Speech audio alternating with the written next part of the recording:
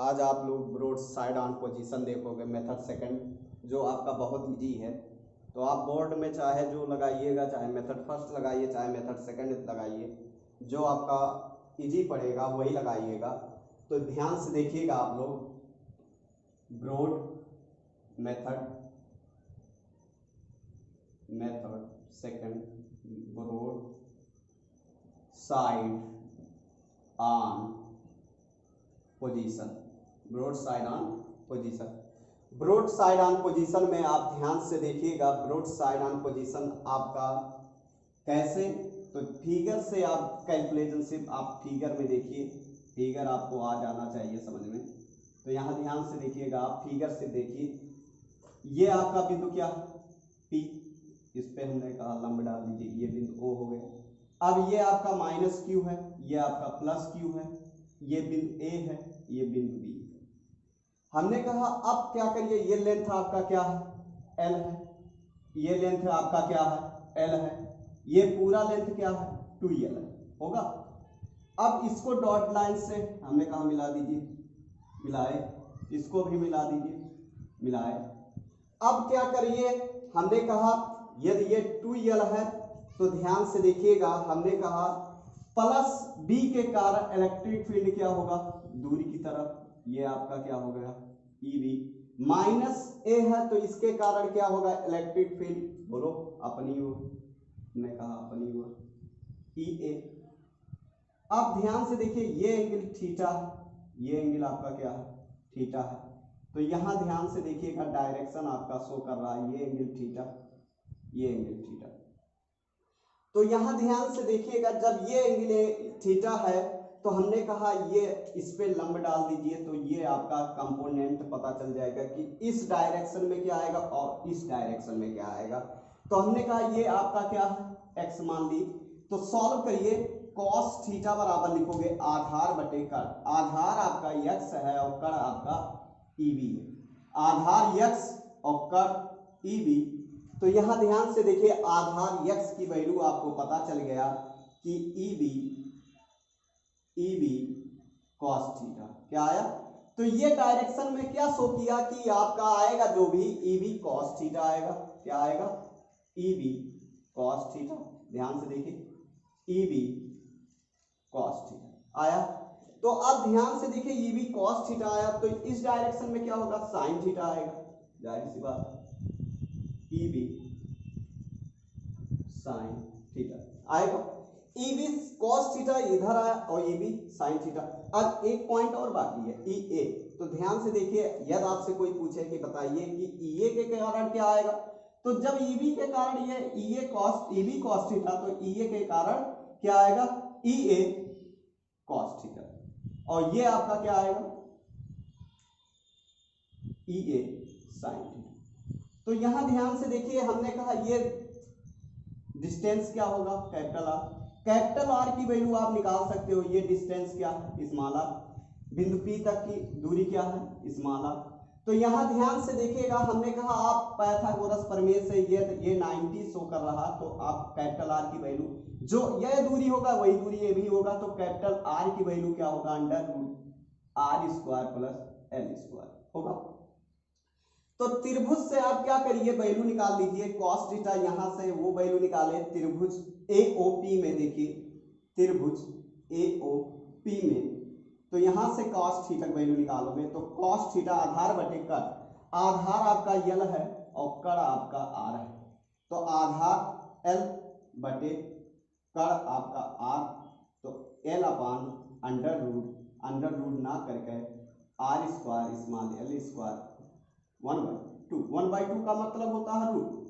तो cos theta की value निकल गया। तो यहां ध्यान से देखिए, हमने कहा EA एंड EB की वैल्यू निकालिए, ये आपका डिस्टेंस कैपिटल R, ये डिस्टेंस कैपिटल R, तो पुट कर दीजिए, पुट EA बराबर EB बराबर 1/4 pi epsilon not Q by R square, and इस इतने की वैल्यू EA एंड EB की वैल्यू क्या मान लीजिए, EA एंड EB की वैल्यू क्या मान लो E, तो आप ध्यान से देखिए दोनों का डायरेक्शन जो है सेम है, तो ई ब्रॉड इक्वल टू क्या लिखोगे, E broad equal to E A cos theta plus E B cos theta. दोनों का डायरेक्शन जब सेम है तो क्या होगा, एडिंग होगा। ई ए एंड ई बी की वैल्यू क्या है, ई ए एंड ई बी की वैल्यू क्या है, ई। तो इधर देखिए E cos theta plus E cos theta, तो आपका हो जाएगा 2e कॉस थीटा होगा, और ई बराबर यही हो गया।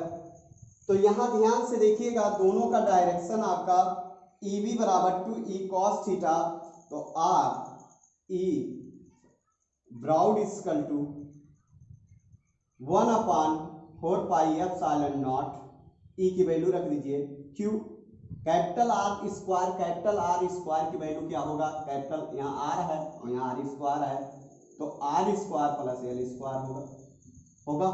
कॉस थीटा की वैल्यू देखिए निकाले हो, कॉस थीटा बराबर एल अपान अंडर रूट, तो आप हमने कहा हाफ लिख दीजिए। बेस समान है, यहाँ एक छिपा होता है, क्या होता है, एक छिपा होता है, तो 1/2 में 1 ऐड करोगे तो क्या आ जाएगा 3/2। और यहाँ ध्यान से देखिए ये 2 है तो ये आपका 2 होगा।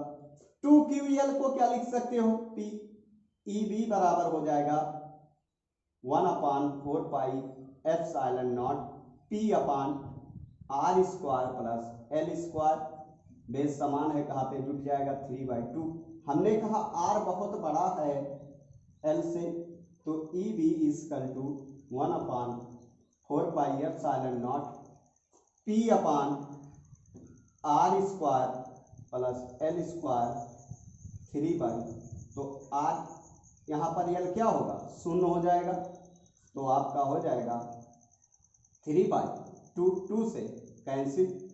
तो ई ब्रॉड की वैल्यू क्या आ गया, E B equal to 1/4 pi epsilon naught p upon R cube, यही आपका क्या है फार्मूला।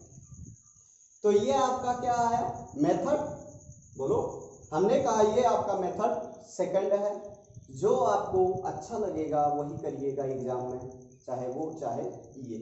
तो अगला आपका इस पे क्वेश्चन ध्यान से देखिए कि डाइपोल पे क्वेश्चन कैसे लगेगा, तो ध्यान से देखिएगा आप लोग, डाइपोल पे क्वेश्चन देख लीजिए।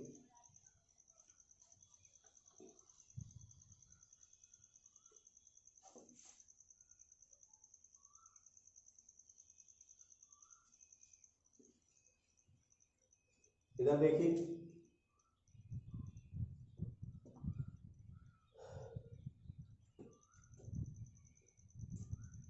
क्वेश्चन आपका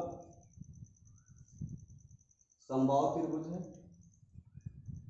ये आपका प्लस क्यू है, ये आपका प्लस क्यू है, ये -2q है, ये लेंथ आपका l है। Find the value of electric dipole.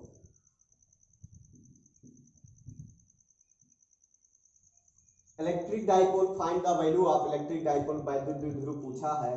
तो यहाँ ध्यान से देखिएगा, ये आपका क्या है समबाहु त्रिभुज है। तो सॉल्यूशन में देखिए सॉल्व कैसे करोगे, यहाँ ध्यान से देखिएगा सॉल्व कैसे किया जाएगा, तो बहुत इजी है आपका।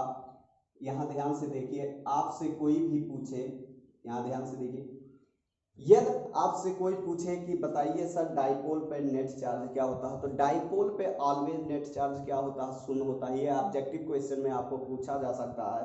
तो डाइपोल पे नेट चार्ज क्या होता है, शून्य होता है। डाइपोल पे क्या होता है, नेट चार्ज आपका शून्य होता है। तो यहाँ ध्यान से देखिए प्लस क्यू और प्लस क्यू, और ये आपका हमने कहा दो अलग अलग कर दीजिए, माइनस क्यू ऐड कर दीजिए तो क्या हो जाएगा 2q।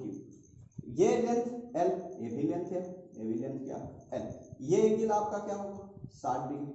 हमने कहा डाइपोल का डायरेक्शन क्या होता है, माइनस से प्लस की ओर, तो माइनस से प्लस की ओर। हमने कहा ये P1 है, ये आपका P2, तो रेजल्टेंट यहीं पर निकलेगा, क्यों जी।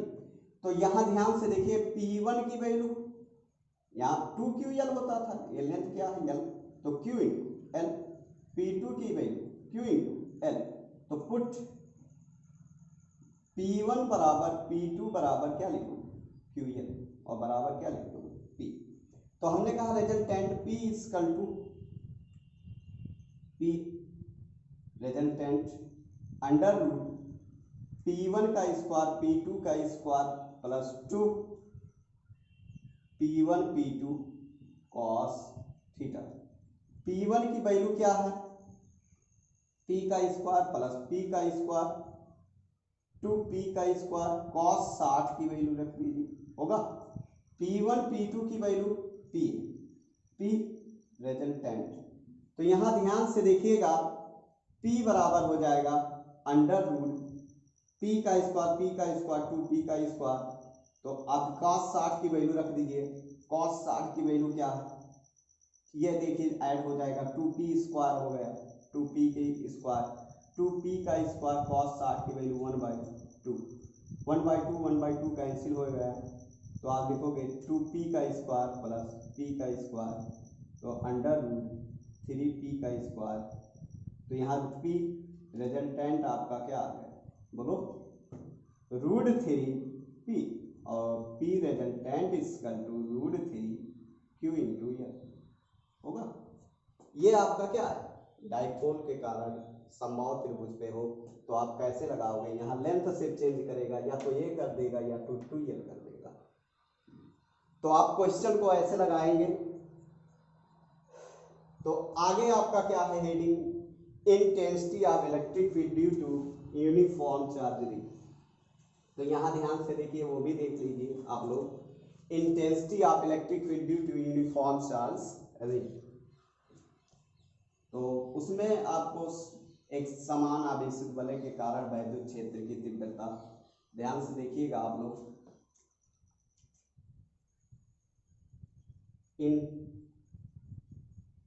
Intensity of electric field due to uniform charge.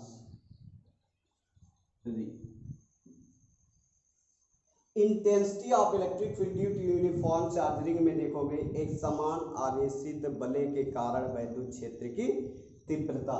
तो यहां ध्यान से देखिए, इसका हिंदी होगा एक समान आवेशित वलय के कारण